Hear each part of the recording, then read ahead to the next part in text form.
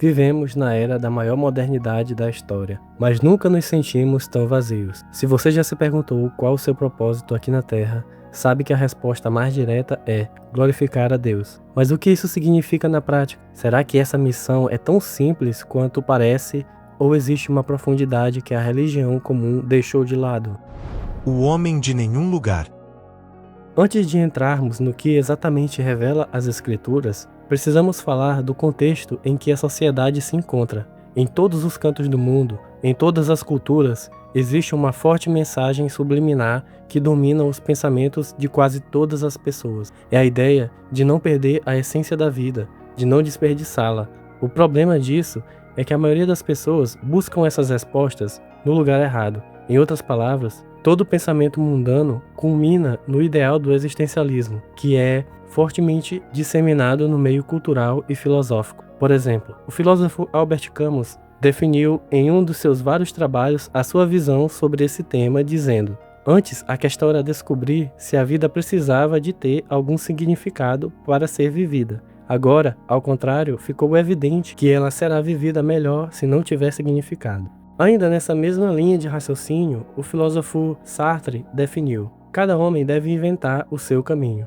Mas veja também como esse não é um pensamento apenas limitado ao campo teórico. Em 1965, os Beatles lançaram uma música que representa muito bem essa linha de pensamento. Nowhere Man, ou Homem de Lugar Nenhum, em sua letra diz: ele é um homem de lugar nenhum, sentado em sua terra nenhuma, fazendo todos os seus planos para lugar nenhum, para ninguém. Não tem ponto de vista, não sabe para onde vai. Ele não é um pouco como você e eu? Em nenhum lugar, cara, por favor, ouça. Você não sabe o que está perdendo. Em nenhum lugar, cara, o mundo está sob o seu comando. Ele é tão cego quanto pode ser. Apenas vê o que ele quer ver. Veja só como a cultura não é neutra. Sempre está diante de nós, nos pregando alguma coisa. Sabe, mesmo a ideia de não saber para onde ir ou de não existir uma verdade a ser seguida, não vai culminar de forma nenhuma em um ambiente de neutralidade. Pelo contrário, por mais que muitas vezes essa linha de pensamento seja disseminada com uma roupagem mais poética, no fim a ideia central é a mesma: o existencialismo casado com o relativismo. Então, essa é a moral do existencialismo, pois de maneira conceitual, o existencialismo é a ideia de que a essência precede a essência. Ou seja, segundo essa filosofia, o homem nasce sem um propósito definido, que na verdade todos são livres para buscar o seu próprio significado e essência através de suas escolhas ou ações. Na prática, o existencialismo rejeita a ideia de que exista uma verdade universal, ou que exista um propósito verdadeiro, único na vida que precisa ser descoberto. Ao invés disso, eles creem que cada indivíduo cria o seu próprio caminho. Ainda também traz uma ideia de busca por autenticidade, com o foco nas percepções individuais, de modo ao indivíduo seguir seus valores próprios e suas crenças pessoais, em vez de normas sociais e expectativas externas. Isso significa, em outras palavras, que essa autenticidade quer dizer na prática que cada indivíduo deve valorizar ao máximo o que significa propósito de vida em sua opinião própria, deixando de lado qualquer ideia de busca pela verdade. Já que, através desse pensamento, uma das implicações mais diretas é justamente a relativização dos fatos e verdades, pois, segundo esse pensamento, cada um é dono de sua própria verdade. Por fim, o existencialismo traz mais duas noções que são importantes exemplificar. Uma delas é a subjetividade, que nada mais é do que a centralização do homem como fonte de suas próprias respostas. Então, por isso, a noção de mundo passa a ser subjetiva, já que cada um, em sua individualidade, deve ter a sua. A última noção que eu quero destacar é a ideia de o existencialismo tentar explicar a angústia sentida por aqueles que buscam respostas na vida de maneira equivocada. Para eles, a angústia e vazio que sentimos é apenas uma resposta natural à liberdade e à responsabilidade que cada um tem de definir o seu próprio caminho. Dessa forma, segundo essa linha de pensamento, a angústia nunca será motivada porque o indivíduo vive em uma mentira, em uma ilusão.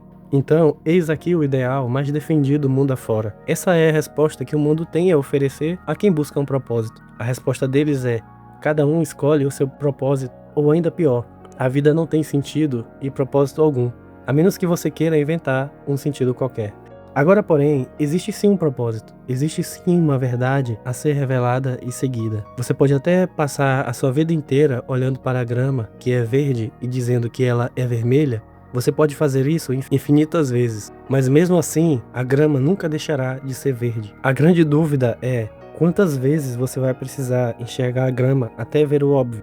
Um único propósito para se viver. Todo mundo deseja viver bem, não é mesmo? Temos uma vida só, e todos buscam o seu bem, a sua melhora. Mas o grande problema é que muitas vezes as pessoas jogam a sua vida fora, mesmo sem perceber.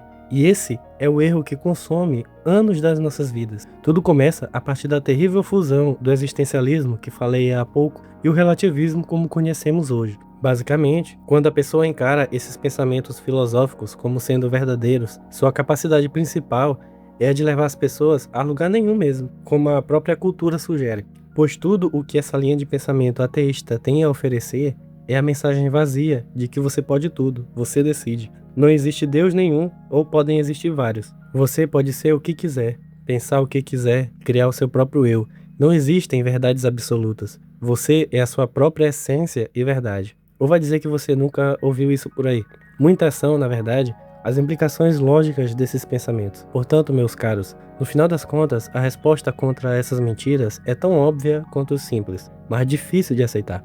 O teólogo Francis Schaeffer argumenta que Deus é uma realidade absoluta. Existem criação e criador, nada mais. Portanto, a criação obtém todo o seu sentido e propósito a partir de Deus. Francis quer dizer com isso exatamente que, diferentemente do secularismo que tenta negar a existência de Deus e dizer com isso que não existe sentido para nada, pelo contrário, existe sim um Deus vivo que fornece a base para a verdade, a moralidade e o significado para tudo. Dessa maneira, quem insiste em viver de acordo com os conceitos do pós-modernismo e o existencialismo acabará por ser tragado, resultando em uma vida vazia, carregada de solidão, tristeza e equívoco. Por outro lado, para não se perder, é necessário percorrer pelo caminho certo, e para isso, uma realidade óbvia, uma verdade objetiva precisa ser encarada. Deus existe, e para uma vida bem vivida, a nossa dedicação precisa ser a de fazer a sua vontade, buscar, descobrir e finalmente cumprir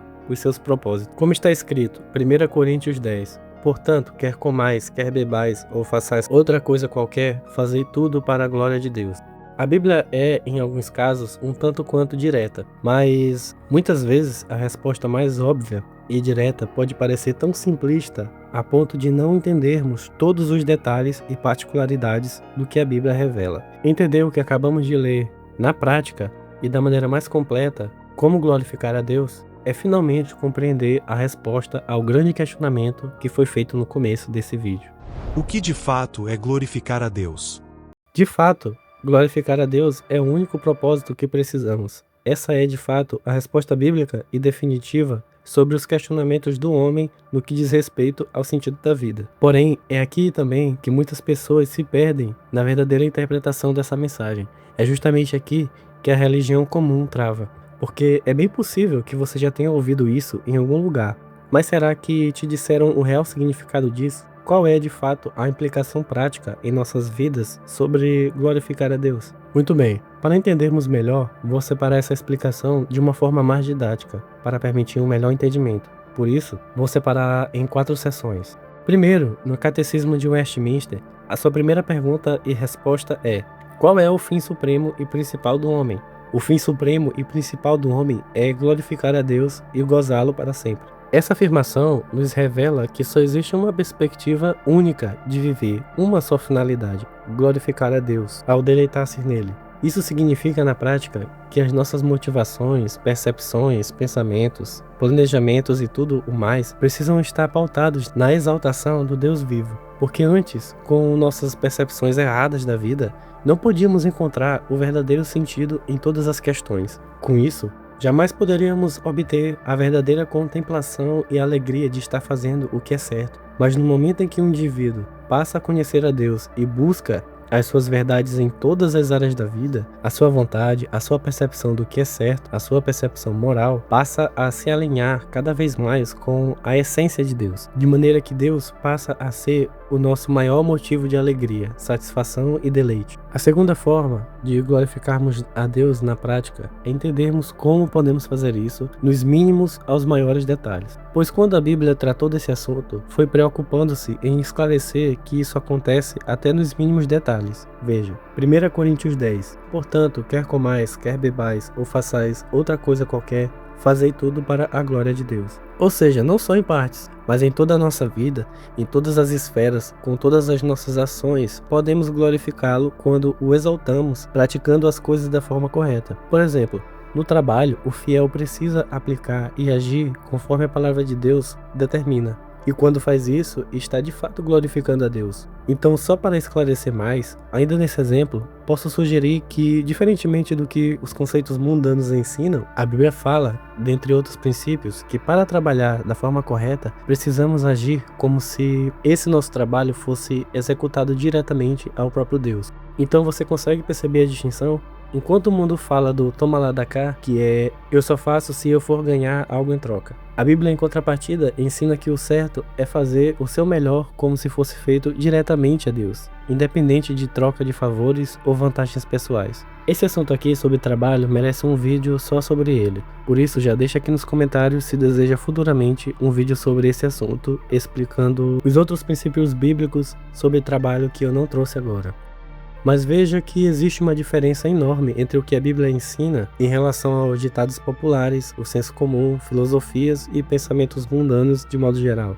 E é exatamente por isso que é impossível uma pessoa glorificar a Deus sem entender quais os princípios a sua palavra nos revela em todas as áreas da nossa vida. Pois, como eu disse anteriormente, glorificamos Ele em todas as áreas da vida, em tudo o que fazemos, até nos mínimos detalhes. Por isso, necessitamos também buscar sabedoria em sua palavra. A terceira coisa que podemos fazer em nossa vida prática para glorificar a Deus é amar as pessoas e levá-las para Deus. E para amar as pessoas e finalmente levarmos elas até Deus, precisamos antes negarmos a nós mesmos. 1 Coríntios 10. Ninguém busque o seu próprio interesse, e sim o de outrem. Temos aqui, novamente, um princípio que se contrapõe ao que o mundo diz, porque a ideia de colocar os outros acima de nós mesmos é algo tão contrastante com o que é ensinado mundo afora.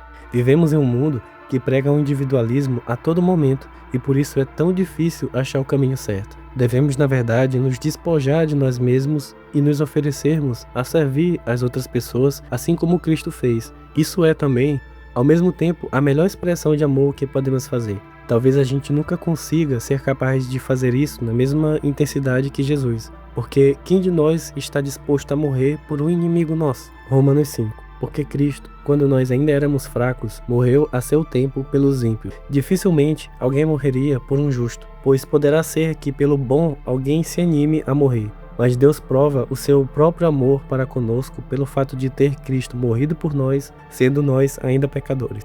Assim, portanto, somos chamados a ter amor pelo próximo, mais do que a nós mesmos, e esse amor não consiste em fazer algo para alguém em busca de reconhecimento. Pelo contrário, a Bíblia nos mostra quão profundo é o contexto de amar alguém. É sacrifício, é lutar para mostrar a verdade às pessoas, mesmo que isso as confronte. Procurar o bem dos nossos semelhantes é também não ser omisso, e muitas vezes pode ser inclusive você mostrar que a pessoa está rumo ao inferno por causa de suas ações e crenças. Mostrar que existe uma verdade e que amar não é sobre agradar o ego das outras pessoas. Quando deixamos de mostrar a Deus a outras pessoas, isso significa que não amamos nem a Deus e nem as pessoas. A maior prova de amor que Deus nos fez foi entregar o que Ele tinha de melhor, o seu Filho. João 3. Porque Deus amou ao mundo de tal maneira que deu o seu Filho unigênito para que todo o que nele crê não pereça, mas tenha vida eterna. O supremo amor de Deus pelo mundo, perverso e pecador como conhecemos, nos revela como Deus entende o que é o amor, quando entrega o seu único Filho em favor de pecadores, para que possamos encontrar a redenção e a vida eterna. Dessa forma, como fiéis, não podemos glorificar e agradar a Deus sem termos amor pelos nossos semelhantes, ainda que ímpios, e sem negarmos a nós mesmos em busca da fidelidade ao que Deus nos ensina. A quarta maneira de glorificarmos a Deus na prática é, em seu sentido mais elevado, viver para a glória de Cristo crucificado, como está escrito. Gálatas 2. Porque eu, mediante a própria lei, morri para a lei, a fim de viver para Deus. Estou crucificado com Cristo. Logo já não sou eu quem vive, mas Cristo vive em mim. E esse viver que agora tenho na carne, vivo pela fé no Filho de Deus, que me amou e a si mesmo se entregou por mim. Segundo o direito clássico histórico, quando alguém morre ou cumpre, entre aspas, a sua pena pelo crime cometido, a lei, por assim dizer, não tem mais o direito sobre a pessoa que foi julgada. Por isso, Paulo descreve que da mesma forma ocorre para os que foram crucificados com Cristo, e Cristo, em sua ação, pagou integralmente pelo castigo e dívida pelos nossos pecados. Dessa forma, os que são ressuscitados por meio dele são libertos de qualquer castigo adicional. Mas além disso, estar crucificado com Cristo significa também participar espiritualmente com o Senhor em sua vitória sobre o pecado e a morte, de maneira que o nosso ser se transforma, passando então a contar com a habitação de Cristo, o fortalecimento e vida através dele. Por isso, só uma coisa deve ser o nosso alvo supremo: conhecer e ganhar a Cristo. O pastor, escritor e teólogo John Piper afirmou: a vida é jogada fora se não captarmos a glória da cruz, se não a valorizarmos pelo tesouro que é, e se não nos apegarmos a ela como o preço mais alto em cada prazer e o consolo mais profundo em cada dor.